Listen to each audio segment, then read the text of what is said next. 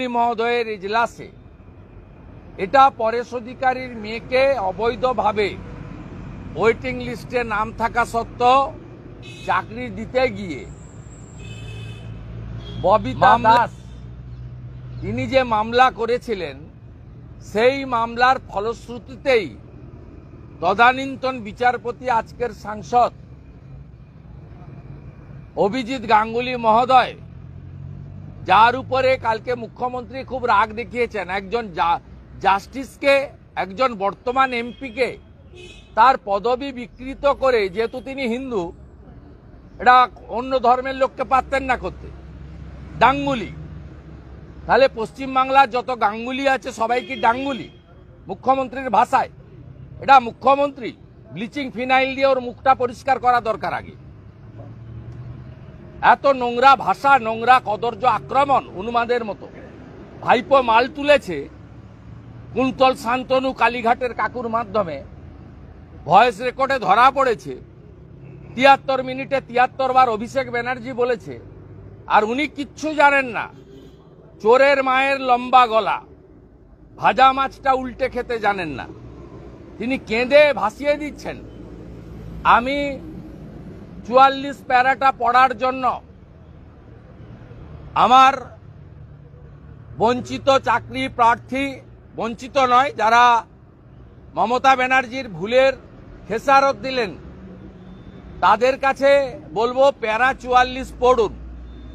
৩ মাসের মধ্যেই নিয়োগ প্রক্রিয়া শেষ করতে হবে, এ ধরনের কোনো কথা লেখা আছে বলে আমার চোখে পড়েনি।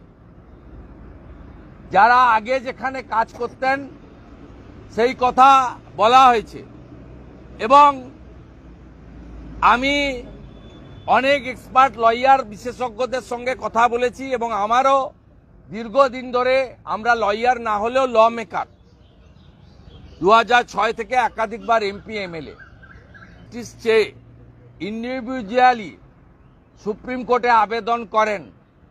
নিশ্চয়ই মহামান্য উচ্চতর আদালত মানবিক এবং সহানুভূতির দিক থেকে এই ৯ বছর পরে তাদের পরীক্ষায় বসে নতুন করে উত্তীর্ণ হওয়া অনেক সমস্যার মধ্যে পড়তে পারে। তাই যোগ্যদের ক্ষেত্রে আমার এটা পরামর্শ, তাদের একজন শহীদ হিসাবে, কারণ এই ঘটনা ঘটতে যাচ্ছে জেনেই শুভেন্দু অধিকারী এবং আমার ১৫ জন এমএলএ সাথী ৩০ ডিসেম্বর এসএসসি সচিবকে বলেছিলাম, আপনি যোগ্য অযোগ্য বাছাই করুন। কারণ আমি জানতাম মমতা ব্যানার্জি করবে না, কারণ তিনি তার ভাইপোকে দিয়ে ৭০০ কোটি টাকা তুলেছেন চাকরি বিক্রি করে। সেই জন্য লালচুল কানেদুল যুবা তৃণমূল শান্তনু কুন্তলরা এবং লিপস অ্যান্ড বাউন্সের ম্যানেজিং ডাইরেক্টর, যিনি বারবার বলেন আমার সাহেব পর্যন্ত কেউ যেতে পারবে না, সেই সাহেবের নাম হচ্ছে অভিষেক ব্যানার্জি, যা সিবিআই চার্জশিটে ভয়েস স্যাম্পল টেস্ট করার পরে চার্জশিটে উল্লেখ করা হয়েছে ৭৩ মিনিটের কথোপকথনে ৭৩ বার অভিষেক ব্যানার্জির নাম উল্লেখ করেছে। কালীঘাটের কাকু লিপস অ্যান্ড বাউন্স, যার ডাইরেক্টরের নাম শ্রী অমিত ব্যানার্জি, মমতা ব্যানার্জির দাদা, যার ডাইরেক্টরের নাম শ্রীমতী লতা ব্যানার্জি, অমিত ব্যানার্জির সহধর্মিনী, যার ডাইরেক্টরের নাম রুচিরা ব্যানার্জি নারোলা, তিনি কার সহধর্মিনী সবাই জানেন, এবং যে লিপস অ্যান্ড বাউন্সের চেক পাওয়ার এখনো অভিষেক ব্যানার্জির কাছে আছে।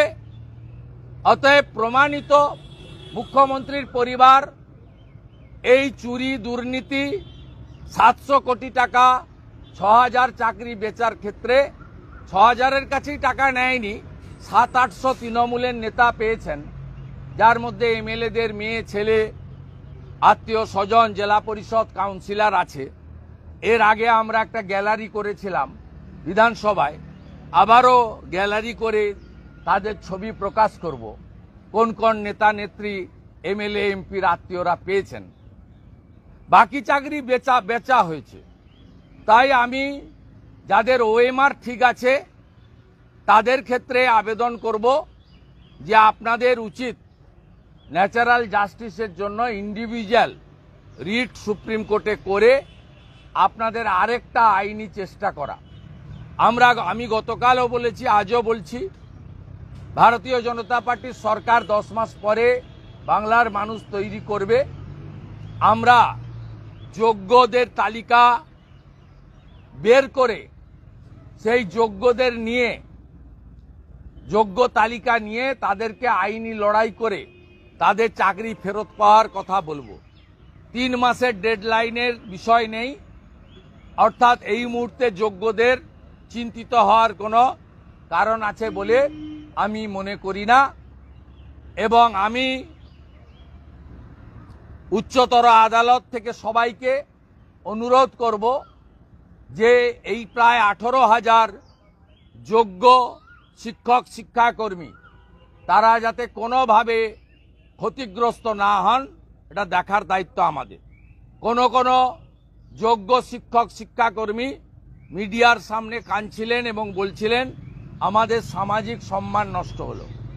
আমি আপনাদের বলছি, আমি 2,33,27,000 মানুষের প্রতিনিধি হিসেবে বলছি, এই মহতী বিধানসভার সামনে দাঁড়িয়ে বলছি, আমার একাধিক এমএলএকে সাথে নিয়ে বলছি, আপনারা যোগ্য, এটা 44 নম্বর প্যারাতে বলে যাওয়া হয়েছে।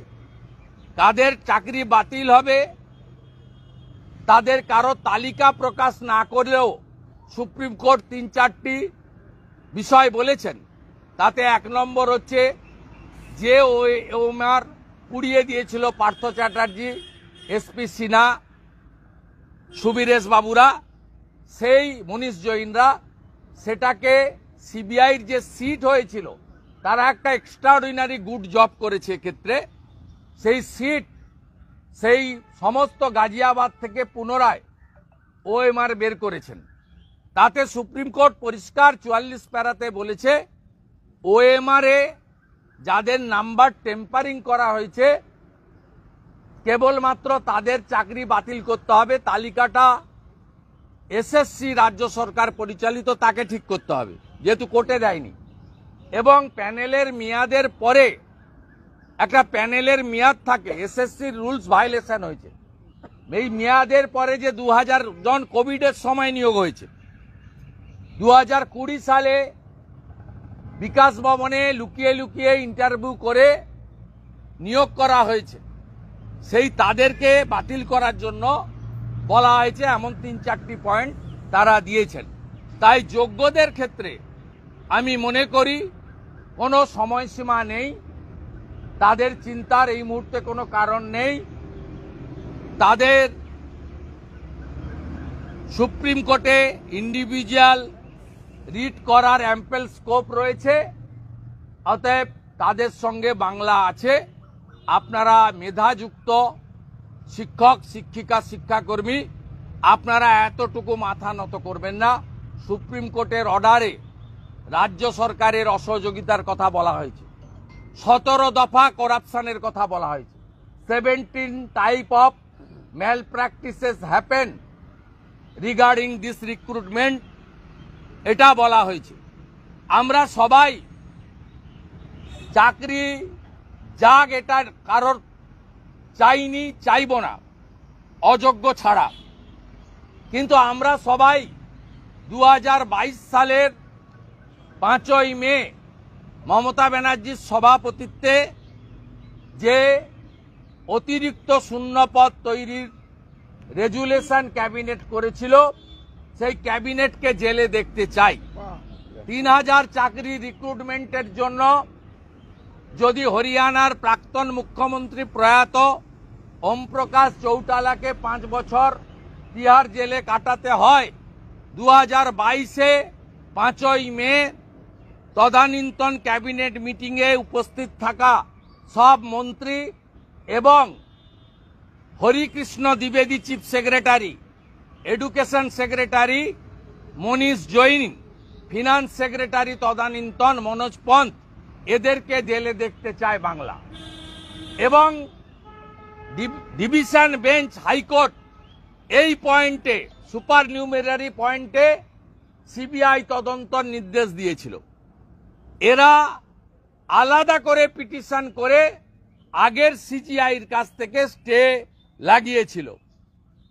এই স্টে ভ্যাকেট করে যেহেতু হাইকোর্টের ডিভিশন বেঞ্চের ম্যাক্সিমাম পয়েন্টকে আপহোল্ড করেছে সুপ্রিম কোর্ট গতকাল, আমরা চাই অতিরিক্ত শূন্য পদ ক্রিয়েট করার ক্ষেত্রে কলকাতা হাইকোর্টের ডিভিশন বেঞ্চের জাজমেন্ট, তাকেও আগামী 8 তারিখে যে হিয়ারিং আছে এটা করতে হবে।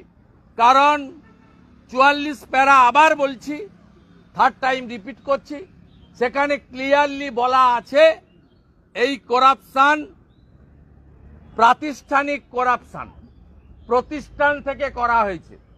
এই করাপশন কোনো ইন্ডিভিজুয়ালের করাপশন নয়, এই করাপশন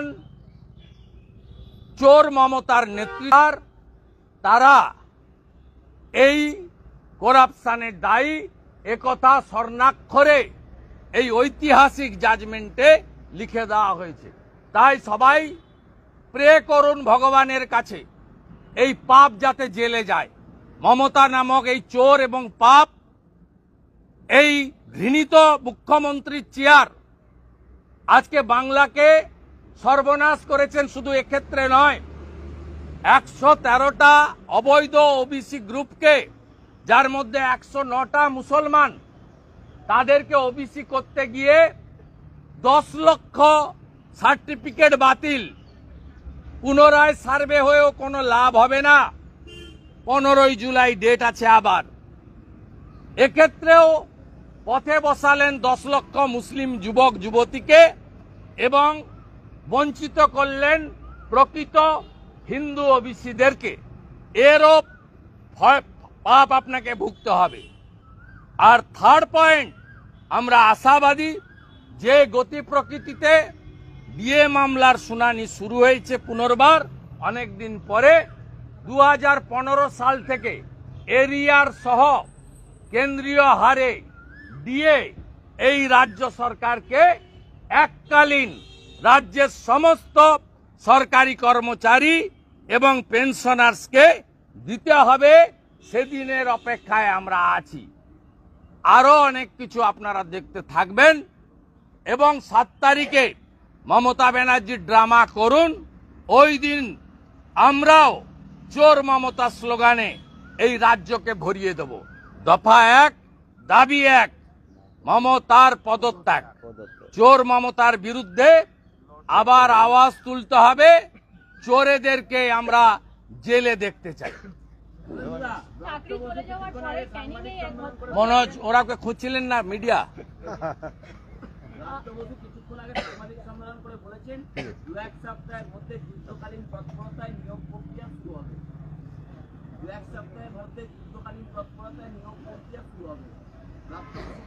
কিভাবে নিয়োগ প্রক্রিয়া করবে? ব্রাত্য বসু নিয়োগ প্রক্রিয়ার করার কে? অর্ডারটা তো এসএসসি কে দিয়েছে। কালকে ব্রাত্য বসুর যে মালিক, উনি তো কর্মচারী, ওর যে মালিক মমতা ব্যানার্জি বলেছে এসএসসি অটোনমাস বডি। তো এসএসসি নিয়ে ব্রাত্য বসু বক্তব্য রাখেন কি করে? 16 সালের 23 লক্ষ পরীক্ষার্থীকে অ্যাডমিট কার্ড বিতরণ, পরীক্ষা আমরা তো দাবি করছি যে এই পরীক্ষা রাজ্য সরকার অনুরোধ করুক কেন্দ্র সরকারকে ইউপিএসসির মাধ্যমে করতে। এদের হাতে পরীক্ষা রাখবেন না। যদি পরীক্ষাই হয় কবে হবে সুপ্রিম কোর্ট বলে দেয়নি। তাড়াহুড়োরও কিছু নেই। যেদিন হবে, আমি মনে করি এই টেন্টেড এসএসসি কে দিয়ে করা যাবে না। ইউপিএসসির মতো সংস্থাকে অনুরোধ করুক রাজ্য সরকার। নইলে অ্যাডমিট কার্ড পেলে আমি 16 পরীক্ষার্থীদের বলবো কোর্ট মনিটরিং পরীক্ষার জন্য তারা হাইকোর্ট সুপ্রিম কোর্টে যাক। এসএসসি চেয়ারম্যান কিছুক্ষণ আগে মিটিং করেছেন, তিনি বলেছেন যে আইনজীবীদের সঙ্গে আমরা বৈঠক করছি যে কিভাবে তার সমাধানটা। ওকে আর পড়তে হবে না। উনি একটা ল্যাম্প পোস্ট, ওই 14 তলা থেকে যা বলছে তাই করে। ওর জন্যই আজকে 18,000 প্রকৃত মেধাযুক্ত টপার, ইউনিভার্সিটির টপার, তার চোখের জল পড়ছে। এই চোখের জলে ধ্বংস হবে। চাকরি আমরা যেদিন গেছিলাম 30 ডিসেম্বর পালিয়ে গেছিল মমতার নির্দেশে। ঠিক আছে, আমার হয়ে গেছে। চাকরি চলে যাওয়ার পরে পাওনাদারদের একজন ক্যানিং এর আত্মহত্যার চেষ্টা করেছেন চাকরি চলে যাওয়ার পরে। না, খুব এসব কথা বলেন না, এগুলো প্রেসে না আসাই ভালো, এগুলো একেবারে প্রেসে না আসা ভালো। আমি শুধু বলবো আমার ভাই বোনেদের, সকলে আমার থেকে বয়সে কম হবে, আমি বলবো ভাই আপনাদের যারা ওএমআরে ঠিকঠাক আছেন, ভয় পাওয়ার কোনো কারণ নেই। আপনাদের সামাজিক সম্মানও যায়নি, আপনারা একেবারে এতটুকু ভেঙে পড়বেন না, আপনাদের কোনো ক্ষতি হয়নি এবং আইনে অ্যাম্পল স্কোপ রয়েছে। আপনি ইন্ডিভিজুয়াল অ্যাপ্রোচ করতে পারেন কোর্টে। ন্যাচারাল জাস্টিস ভারতবর্ষের সংবিধান 226-এ আপনাকে দিয়ে গেছে। একটা অন্য প্রশ্ন আছে, সাম্প্রতিক যে বিচারপতির অর্থ উদ্ধার হয়েছে, তারপরে দেখা হয়েছে যে আদালতে এবারে সুপ্রিম কোর্টের বিচারপতিরা আদালতের ওয়েবসাইটে তাদের সমস্ত সম্পদ প্রকাশ করার সিদ্ধান্ত নিয়েছে। আমি বলবো না, সুপ্রিম কোর্টের একটা বিরাট গরিমা রয়েছে, সুপ্রিম কোর্টের বিরাট সম্মান রয়েছে, আমরা সবাই মানি। তারা যা করছেন ট্রান্সপারেন্সির জন্য করছেন। ইন্ডিভিজুয়াল যেটা ইনভেস্টিগেশন চলছে সেই ইনভেস্টিগেশন নিয়ে বলা উচিত নয়। অতএব সেই সুপ্রিম কোর্ট সবসময় আমাদের খুব বড় জায়গায় আছে, ভারত সরকারও মেনে চলে। আমরা যারা ল অ্যাবাইড পিপল প্রত্যেকের হাইয়েস্ট রেসপেক্ট রয়েছে সুপ্রিম কোর্টের উপর। যখন চাকরি চলে গেছে কালকে 25,000-এর উপরে এত লোকে, তখন দাম বৃদ্ধি, মূল্যবৃদ্ধি, ওষুধের মূল্যবৃদ্ধি নিয়ে পথে নামবে বলে এটা কনফিউজিং করছে। এটা আপনাকে বলি, 100 টাকার ওষুধ 101 টাকা 70 পয়সা করতে পারে বলে প্রাইস ইন্ডেক্সের একটা নর্মাল আছে, এতে কেন্দ্রীয় সরকারের কোনো ভূমিকা নেই। নর্মাল প্রাইস যেমন কয়েকদিন আগে 2% দিয়ে বেড়েছে প্রাইস ইন্ডেক্সে, আপনাদেরও হয় প্রত্যেকে আপনার প্রাইস ইন্ডেক্সের সঙ্গে বাড়ে। এটাতে 1.7 মানে 100 টাকা যদি থাকে 101 টাকা 70 পয়সা, এইটাতে তাদের কিছু কোম্পানিকে অপশান দিয়েছে। সব কোম্পানি বাড়ায়ও নি, বাড়াবেও না। আমি পশ্চিমবাংলার ক্ষেত্রে বলবো, মমতা ব্যানার্জি সব জায়গায় বলেন আমি ফ্রিতে চিকিৎসা দিই। আমার রাজ্যে কোথাও চিকিৎসায় পয়সা লাগে না, মানে ওষুধেও পয়সা লাগে না। 10 কোটি লোককে তিনি দেন, আমাদের তো নেই স্বাস্থ্যসাথীর কার্ড। 10 কোটির মধ্যে হয়তো আমরা পড়ি না, কিন্তু যাই হোক 10 কোটি লোককে উনি সব কিছু বিনা পয়সায় দেন। যদি বিনা পয়সা দেন, উনাদের এত পিঠ চুলকাচ্ছে কেন? উনারা এত ইরিটেট হচ্ছেন কেন? ভাই, উনারা তো সব ফ্রি দেন। আর ভারত সরকারের জনঔষধি কেন্দ্র প্রধানমন্ত্রীর এবং সমস্ত রকম হেলথ হসপিটাল, হেলথ সেন্টার এবং হসপিটালে যে বিনামূল্যে মেডিসিন আপনারা পান বা জনঔষধি কেন্দ্রে যে মেডিসিন পান, সেই মেডিসিনের ক্ষেত্রে এর 1 পয়সা প্রভাব পড়বে না। অতএব এগুলো আমি মমতা ব্যানার্জিকে বলবো, আগে ইলেকট্রিকের রেন্টটা কমান, ইউনিট প্রতি যে রেট আপনি করেছেন এটা কমিয়ে দেখান। আপনার পৌরসভা পঞ্চায়েত 15 টাকা করে বাড়ি থেকে নিচ্ছে প্রত্যেক দিন জঞ্জাল সাফাইয়ের জন্য। হকারদের কাছ থেকে 30 টাকা নিচ্ছে, মাছের দোকানে 30 টাকা, মাংসের দোকানে 50 টাকা, সবজির দোকানে 20 টাকা। ভিখারি সরকার, আপনারা এগুলো বন্ধ করুন। আপনার রাজ্যেই পেট্রোল এবং ডিজেলে স্টেট সেস বেশি থাকার জন্য সব রাজ্যের তুলনায় এখানে অন্তত 10 টাকা করে লিটার পেট্রোল আর ডিজেলের বেশি। আপনি আপনার স্টেট সেসটা ছেড়ে দেন না। এলপিজি গ্যাসের রেটটা সবচেয়ে বাংলায় বেশি আপনার জন্য, আপনি বলুন না আমি স্টেট সেসটা নেব না। এসব নাটকবাজি বন্ধ করুন। হিরণময় মহারাজ বলছে যে মুখ বেঁধে তাদের উপর আক্রমণ করার যে চেষ্টা করা হয়েছে তা নিয়ে আতঙ্কিত অনেক ক্ষেত্রে। হিন্দুদের ভবিষ্যৎ কি হবে? যাই ইউনুস তাহাই মমতা, ওপারে প্রভু চিন্ময়, এপাশে প্রভু হিরণময়। এই পরিস্থিতি শুধরাবে না কখনো? শুধরাবে তখন যখন যোগীজির মতো একটা সরকার এখানে তৈরি হবে, যে সরকার সুশাসন সুরক্ষা দেবে এবং আর্টিকেল 25 থেকে 28 সংবিধানে প্রত্যেক ধর্মের যে অধিকার সেই অধিকার পড়বে। আপনি এই রামনবমী নিয়ে নোংরামিগুলো দেখছেন তো, পুলিশের এত ইরিটেশন কেন? পিজির সামনে আজকে ভোরবেলা হিন্দুদের ধ্বজ তুলে নিয়ে নোংরা ফেলার গাড়িতে ফেলা হয়েছে, বিভিন্ন জায়গায় ব্যানার ছেঁড়া হচ্ছে, জোর করে ফর্দ ধরানো হচ্ছে। আপনারা অন্য ধর্মের ক্ষেত্রে তো করেন না, আপনাদের এত ইরিটেশন কেন? গেরুয়া দেখলেই আপনাদের কেন চোখ লাল হয়ে যাচ্ছে? আপনি একটা টুইট করেছিলেন। হ্যাঁ, পিজির সামনে মুখ্যমন্ত্রীর বিধানসভা কেন্দ্রে হিন্দু ধ্বজ গার্বেজের গাড়িতে। হিন্দুরা বুঝুন যে কাকে রেখেছেন সরকারে। কিছু হিন্দু তো ভোট দেন, তারা বুঝুন, তাদের জন্যই এই টুইট বা সোশ্যাল প্ল্যাটফর্মকে ইউজ করছে। প্রচুর ব্যানার খুলে ফেলছে, ছিঁড়ে ফেলা হচ্ছে। ভয় পাচ্ছে, ভয় পাচ্ছে। যত করবে তত রামনবমীর মিছিল লম্বা হবে।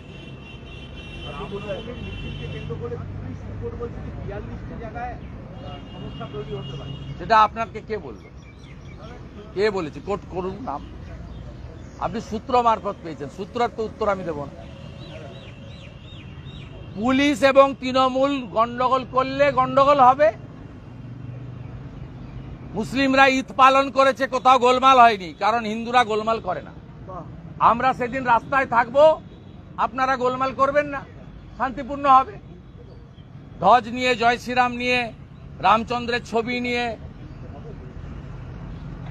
বাজনা নিয়ে, মৃদঙ্গ খঞ্চনি নিয়ে আমরা করব।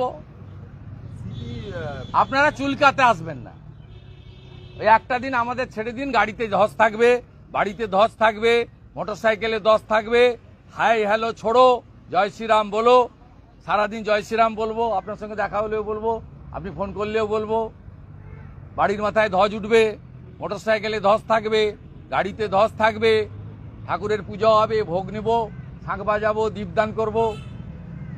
ভগবান পুরুষোত্তম রামচন্দ্র মহারাজ ভারতবর্ষের আস্থার প্রতীক, হিন্দুদের আত্মার প্রতীক, পালন করব আমরা। আপনারা ওই দিন একটু তৃণমূলীরা আর পুলিশ একটু ঘরে থাকুন, কিচ্ছু হবে না। সিপি কয়েকদিন আগে 2 থেকে 3 সিপি মানে মনোজ বার্মা, হ্যাঁ, গোপটা পাকিয়েছে, ডাকাত একটা বড় ডাকাত, সমস্ত আদিবাসীদের মারতো ঝুলিয়ে ঝুলিয়ে। মান্ডি, সোরেন, টুডু, হাঁসদা, মুর্মু, সিং, মাঝি, কুর্মি, মাহাতো, জঙ্গলমহলের লোকেদের ঝুলিয়ে ঝুলিয়ে মারতো। বুদ্ধবাবুর ব্লু হোয়াইট বয় ছিল, অবিভক্ত পশ্চিম মেদিনীপুরের এসপি ছিল। আমি যখন মমতা ব্যানার্জির নির্দেশে লালগড়ে মিটিং করতে যাচ্ছিলাম, মিটিংয়ের প্রস্তুতি নিতে, 27 জুলাই 29 জুলাই 2010 সালে রাস্তা কেটেছিল এই মনোজ বার্মা, পশ্চিম মেদিনীপুরের এসপি ছিল, 9 আগস্টের কর্মসূচি আটকানোর জন্য। শুধু মনোজ বার্মা নন, দুদিন আগেই ভবানী ভবনে এদিকে আইন শৃঙ্খলা তিনিও প্রেস কনফারেন্স করেছেন যে শ্যামপুরে ওটা আরেকটা বদমাইশ, পোস্টার পাওয়া গেছে, যেটা ওই সুপ্রতিম সরকার আরেকটা বদমাইশ। অভয়া কাণ্ড নিয়ে কিভাবে মিথ্যা কথা বলেছিল ও আর ডিসি সেন্ট্রাল, আপনারা সবাই জানেন। অভয়ার বাবা মা তার উত্তর দিয়েছিল। এরা যে পাপ করেছে, এদের এই পাপে এদেরকে শেষ হতে হবে। ওনাদের বক্তব্য ছিল শ্যামপুরে নাকি প্ররোচনামূলক পোস্টার পাওয়া গেছে, তার জন্য 6 জনকে ওটা পুলিশ তৈরি করেছে। এবং শ্যামপুরের মিছিলে আমি থাকবো 7 তারিখে। জাভেদ শামীম, আপনি আসুন, আমার সঙ্গে হাঁটবেন।